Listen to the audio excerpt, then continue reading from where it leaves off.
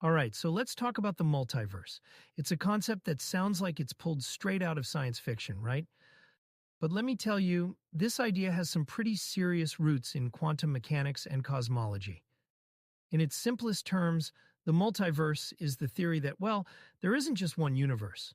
There could be many, maybe even an infinite number of them. Now, this concept, it got its start from the weird and wonderful world of quantum mechanics. You've got particles behaving unpredictably and existing in multiple states at once. It's almost like when you observe them, their reality gets locked in. And some scientists have explored the idea that every time this happens, a new universe might spin off, each one reflecting a different possibility. Mind-blowing, right? And then there's cosmology. That's the study of the universe, the big picture stuff. There's this theory called eternal inflation, which suggests that space itself is expanding faster than we can measure. But here's the kicker. Some areas stop inflating, kind of like bubbles slowing down in a fizzy drink. These slower regions could form individual universes, each one having its own set of rules, its own constants, its own physics. Picture this. You've got one universe where gravity is just slightly stronger and stars form differently. Or maybe there's a universe where the speed of light isn't what we know it to be. Wild, huh? The idea here is that these differences create universes that, well, look nothing like ours. They might be total chaos, or who knows, maybe they're thriving in ways we can't even imagine. So what does all this mean for how we understand reality? Well, it forces us to ask the big questions. Are we in the only universe that could support life? Or are we just one piece of a much larger puzzle?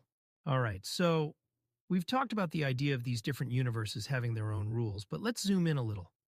What does that mean for, well, life itself? I mean, if the conditions in each universe vary so wildly, could life, exist? And if so, what would it even look like? It's a big question, and honestly, it's one we're just starting to scratch the surface of. Here on Earth, we understand certain conditions are needed for life, right? Things like liquid water, a stable atmosphere, the right temperature range. And yet nature keeps surprising us. For example, scientists study these organisms called extremophiles. They're living things that thrive in what we'd traditionally consider uninhabitable environments. Boiling hot springs, freezing polar ice, or even inside volcanic vents. It's wild, right? These little survivors kind of rewrite the rules of what's possible for life. Now, what's fascinating is that by studying how life adapts here, we start to get a glimpse of what might be possible elsewhere, even in universes that operate on totally different laws of physics. Let's say there's a universe where carbon chemistry doesn't dominate, like it does here. Could life evolve based on, silicon? Or maybe instead of needing water, some life forms might thrive on liquid methane. It's the kind of thing that really forces you to expand your imagination, And beyond that, evolution itself could take a totally different path based on unique environmental pressures, different levels of gravity maybe, or varying radiation levels. Life in another universe could be gaseous, or crystalline, or something we don't even have the words to describe yet. It's all speculation, of course, but when you think about how adaptable life seems to be, you start to wonder, are we the exception or just one of countless variations? And the crazy thing is, some researchers suggest these universes might not even follow the same rules for time as ours. Imagine a life form that experiences time backwards, or slower than we can comprehend. I mean, it kind of makes you wonder how much of our understanding of life is, tied to our own universe's quirks. All right, so let's take a step back and think about what all this means. Not just in terms of science, but for us, as individuals living in this vast, unknown web of possibilities. If there really are multiple universes, each with its own set of rules and realities, well, what does that say about, sentience, individuality? About what makes you, well, you?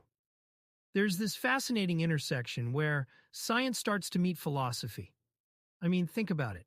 If every decision we make, every quantum shift, results in another version of reality spinning off, then are there countless versions of you out there somewhere? And honestly, does that diminish who you are here and now?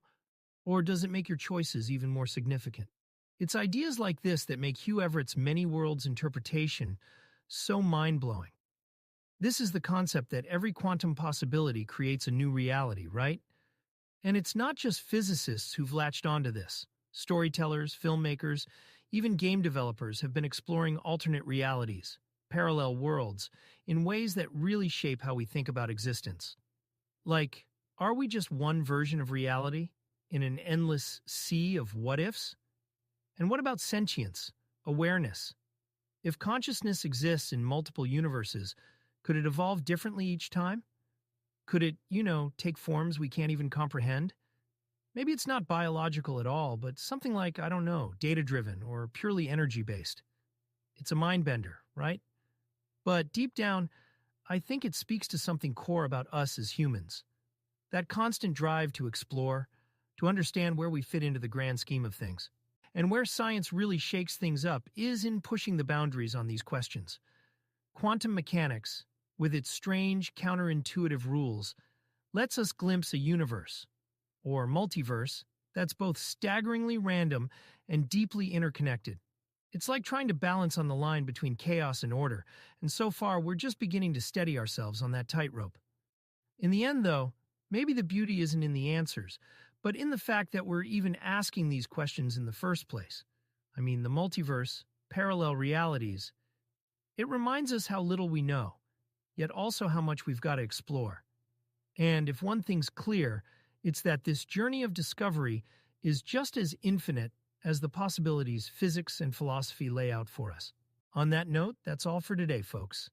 Thanks for coming with me on this wild ride through life, reality, and the multiverse. Keep looking up, keep asking questions, and who knows, we might just find a few answers along the way. Until next time.